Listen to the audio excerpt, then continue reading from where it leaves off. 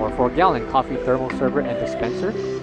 Included will be 2 coffee thermal servers to go along with your dispenser. 2 caps on top, first being the main cap,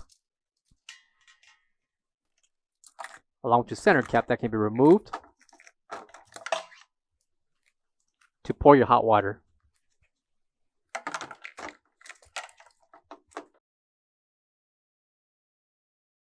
Coming to the top of the thermal server are 2 handles for grip and easy transport. Coming to the center will be the fill limit, with 4 liters being the maximum. In front of the fill limit will be your main nozzle to dispense your coffee. Right below is the serving tray with the removable main plate along with the bracket.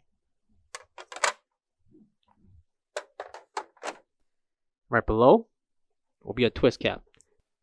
This twist cap can be tightened and loosened to remove the top portion of the thermal.